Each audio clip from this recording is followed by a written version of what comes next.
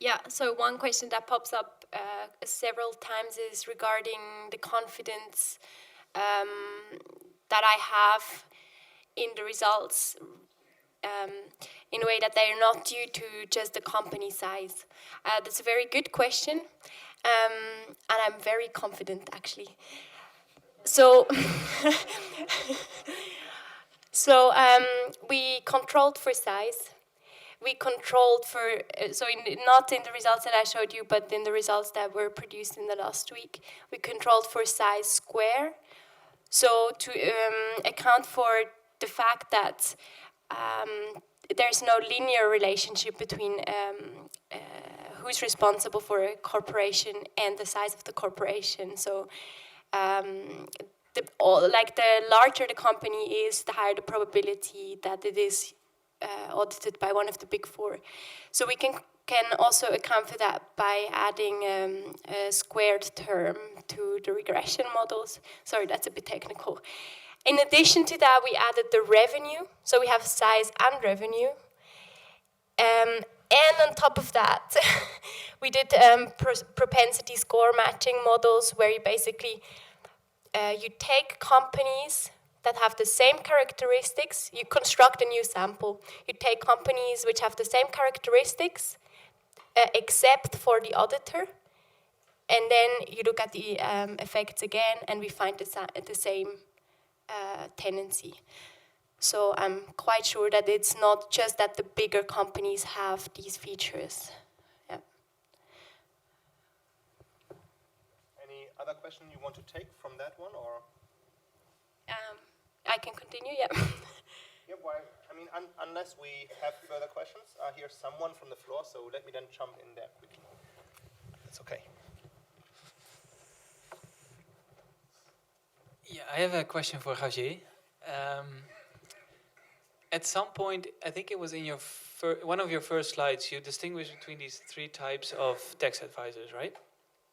The transfer pricing specialist and wealth managers and another one. Maybe I didn't pay attention close enough, but when you showed the map, which did indeed look very nice, there you didn't make this distinction, right? There you put them together. Did you at some point in your data look at whether these different types of tax advisors are located in different jurisdictions? And if so, could you say a few words about that?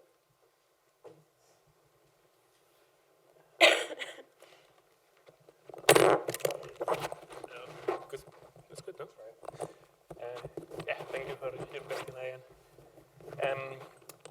So yeah, I didn't want to show the maps for every specific characteristic, so I show the map for all of them combined. And there are definitely some differences in the patterns between the three groups, the wealth managers, transfer pricing professionals, and the corporate strategy. For example, the wealth managers are like in places like Andorra and Monaco, also a lot in France.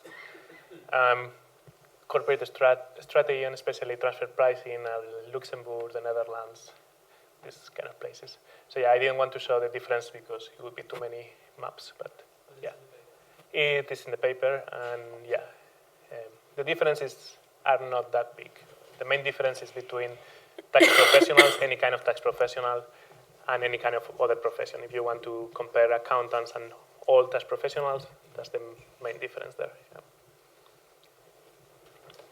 Thank you. Thank you all for really fascinating presentations. My name is Alex Jacobs from the Joffy Trust. So I think it's absolutely fascinating. The Big Four are becoming a topic of interest for a conference like this. I think that's an incredibly timely and encouraging move. And I think the analysis you presented is very strong and very consistent, I think, with the wider analysis that is coming through. It's becoming mainstream to criticize the Big Four. And my question is, how do we get from here to there?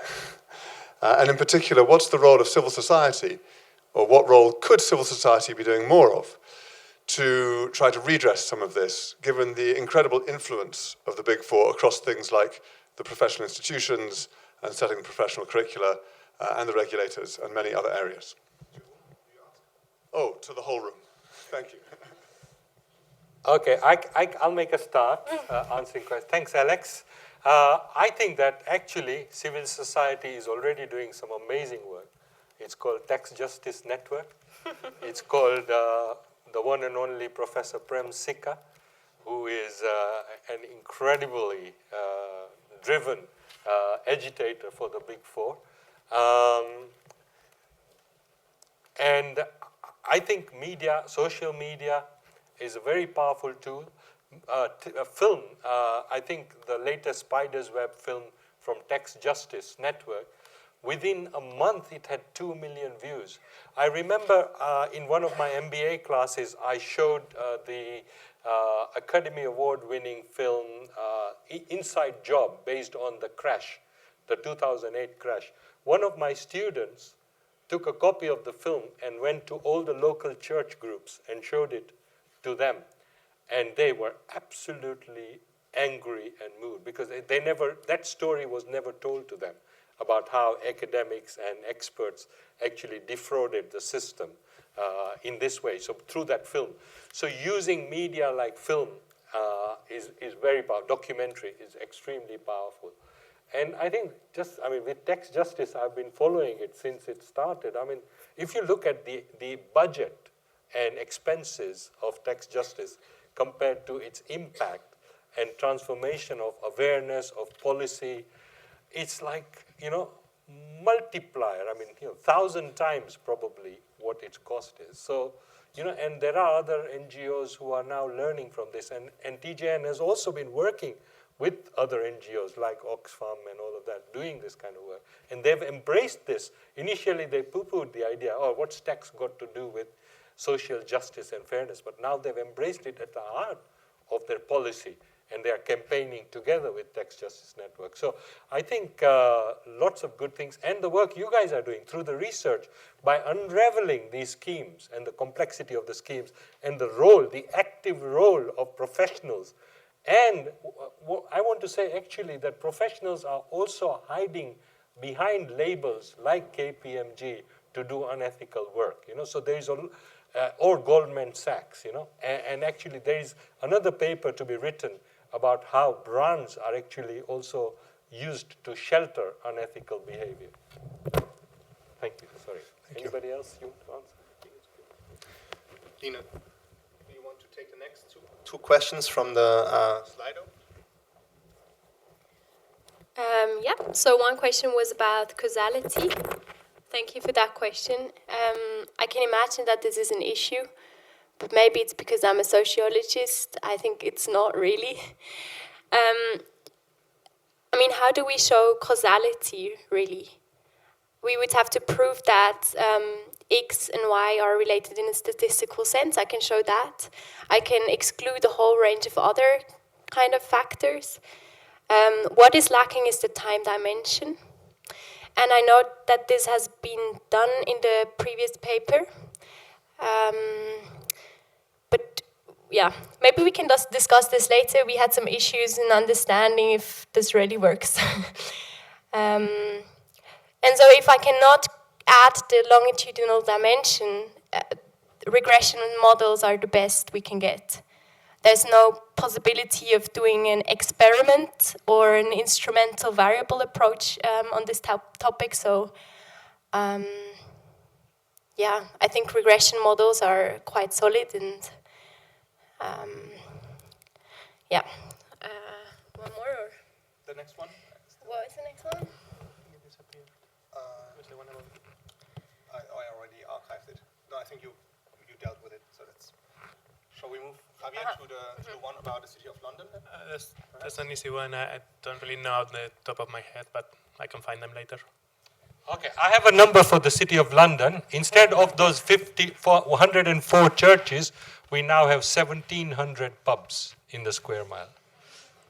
So if you're looking for evidence of the influence on finance practice, then you don't need to do a regression. Or rather, we are already in regression. Thank you. Atul, just maybe you can answer the question that is up here. How do we go about rebuilding an entire education system while I'm transferring the microphone to another person? You have your own microphone still, Okay. So we should hear you. Yeah, you can hear me? Yeah. How do we go about building an entire education system? Wow. not easy, but I think my answer still remains. My answer remains the same. That actually, we are currently completely ignoring students' experiences and cultures and ethics or whatever values they bring into the classroom. We are just layering on top of that without making any connection to who they are, what they have experienced, where they come from. And I think if we just open that discussion in the classroom, remember, for undergraduate students, they are 18 years old, right? These are times when they are actually forming their lives, their futures, their views, their values. It's a very important time in their life for them. So let's open the discussion and then connect our knowledge and our education to that. And that would be a start, I don't think that this question suggests a kind of formulaic answer. That is the biggest problem we have today. We are running education by formula, and we need to go remove these formulas from education and go back to the person. Thank you. And the environment. I think, the environment has been neglected for too long. Now we know that we are just a small speck so far as the larger planet is concerned. We have the highest power as a species on this planet, but what are we doing with that power and influence? We are exploiting, we are killing, we are destroying, right? Let's face who we are and what damage we have done. And then from that, how can we become a trustee of the planet rather than a master or a bully? Thank you. Deepa Govindarajan Driver. I work for the ICMA Centre, which is a Centre for the Study of Financial for Finance, and I teach financial regulation and corporate governance at the University of Reading. I'd like to approach two of the questions, one about redressing the education system and also about ensuring that the main regulators are not influenced by the Big Four. And I bring to this my experience of setting up an MSc for financial regulators in the UK, and how we've tried to go about it, because I think they asked, are there any positive experiences in that field? And I think one of the first things is that in terms of positive things that you can do is to create networks of solidarity. We have tried to do this in the academic space through the union structures, but also through having influence on the systemic infrastructure in terms of, with the Big Four firms, part of their power comes from having control over the professional bodies. And challenging that power in the professional bodies is the first space. The second space is engaging more critical speakers within educational programs. So Prem Sika, John Christensen, and others teach on our MSc, which means that the regulators who are constantly exposed to a certain amount of what we call cognitive regulatory capture, because they think exactly like the regulated community and therefore never challenge anything, has started to be worked away. I think there is a third thing, which is, I think draws upon Atul's point, which is one of creating insurgency within your classroom for those of you who are academics, because it is a kind of guerrilla warfare when you start getting people to start thinking about these issues, start researching these issues, and having lots more early career researchers in finance and economics in different fields, bringing together ideas which are not simply how do we get an increased degree of accuracy about things that do not matter, which is a lot of what finance academics, at least the ones I seem to be in contact with, seem to do. And so I think part of that is changing that debate and stepping back and looking at the big picture questions in PhDs, in doctoral projects that we supervise. And I don't think many of us choose to do that because the way the PhD systems are structured is that you look very narrowly into one single space. And lastly, it's about helping each other to have voices in places, in institutional structures, whether it's in stakeholders, bodies such as the EBA stakeholder body or other bodies, to have critical academics on there in order to not just have the same mainstream guys ratify everything that the mainstream seems to be so happy continuing to do despite the destruction of society. Thank you. It's very encouraging to hear some concrete strategic thoughts and steps that one can consider further, and maybe that will be the agenda for the next conference, who knows. Two more questions, and I'm going to wrap up. I'm sorry, it's 2:00. Hi, I am Andres Arauz from Ecuador. Just wanted to ask a quick question on, can we start conceiving accounting as a public good and how to raise it as the very important issue in international bodies, organizations, etc. I remember during a while Arthur Andersen was writing the draft of the WTO Annex for accounting to make sort of the accounting standards international law. Fortunately, Enron happened and that got suspended. But they were trying to go that way, so how can we fight against that? And perhaps if I could get from the panel a few words on the role of the Big Four and in general the enablers in the IASB, the International Accounting Standards Board, and also in the IFRS Foundation. Elena, can you try that? Tom Lyons. I'd like to talk about, if I may make a point in response to this question about education in relation to economics, where exactly, as much of the audience will be aware, exactly the same questions are being faced, and it is happening now. I'm the secretary of the Association for Heterodox Economics until the AGM on Thursday when I'm standing down. What has happened there is that, first of all, the AHE itself was set up 20 years ago by academics who refused to be corralled into the orthodoxy. They were being more and more marginalized. They thought the only thing we can do is set up our own institution. They held the fort for 20 years like that. What's happened recently, though, over the last 5 or 6 years, is that there's been a huge upsurge from below, from students, and from young now who are now moving into the profession, who rejected, in university after university, they rejected the economics they were being taught, simply basically because it did not explain the banking crash. And they said, this cannot be right. And they are now leading to a complete resurgence, a rethinking of everything, which I'm sure in 20 years' time will bear enormous fruit. The economics that's taught in universities then will be very different from what it has been in the last 20 or 30 years. So it can happen, it is happening, and I'm sure in other areas like accountancy, similar things can be done and will be done. Thank you. Thank you. I've changed my mind. I want to give the last word to Richard, at least from the floor, because I know that he's at the moment working towards creating this movement or this initiative. Thank you, Marcus. I'm at the moment trying to launch something called the Corporate Accountability Network. It was going to be called the Accounting Standards Network until I realized that the term accounting standards is regulated and there was no way the regulators were going to let me use it. So we called it Corporate Accountability Network instead. We can do it is the idea. And the Corporate Accountability Network goes back to an idea from the very beginnings of accounting standards, which was when it was recognized that there were 6 stakeholders of companies. They weren't just the providers of capital, the shareholders and the loan financiers. They were also the trading partners, the employees, the regulators, the tax authorities, and civil society. And this was reported in 1975 by an early version of the Accounting Standards Committee, as it was then called.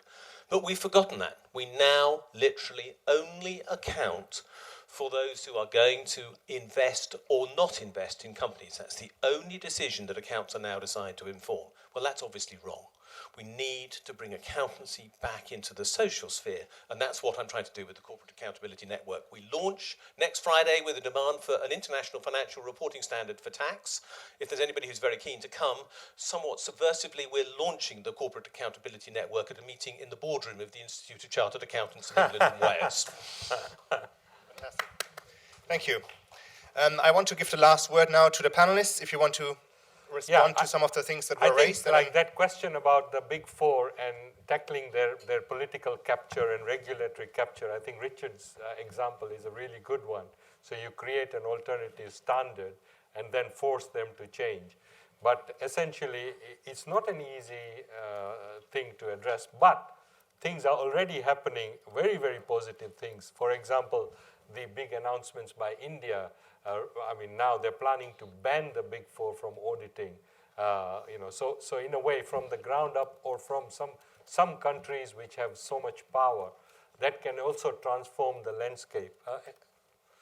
But I think, but we should not give up hope. And I think this room represents a lot of hope, because for us to do the kind of research we are doing is actually very difficult. The resources and the funding is not easily available. It can be risky.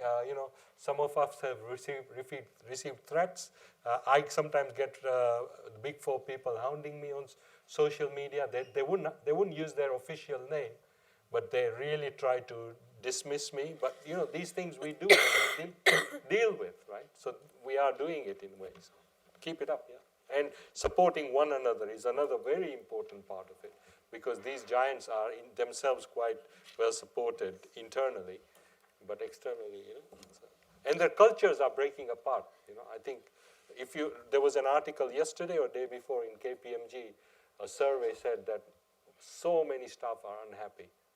It's unbelievable. So their culture internally is breaking apart. There was a big case about bullying amongst the senior partners at KPMG another month ago here in UK, which is now going to go into tribunal, it looks like.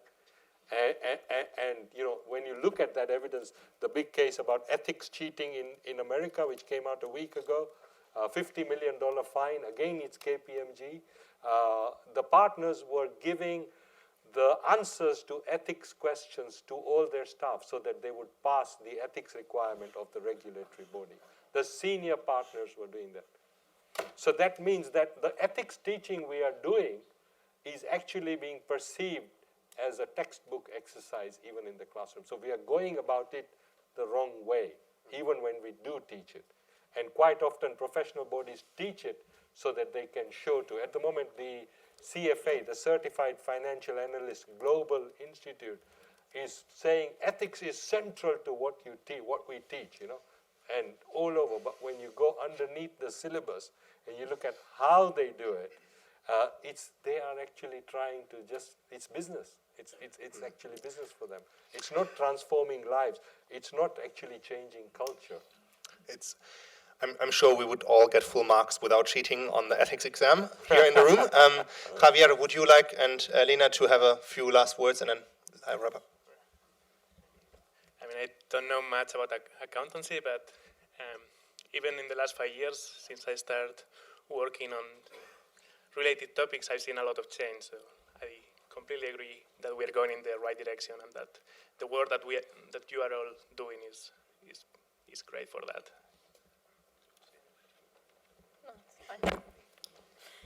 Okay, so thank you very much. Just one announcement. Let's first maybe give thanks to the panelists. I think it was phenomenal.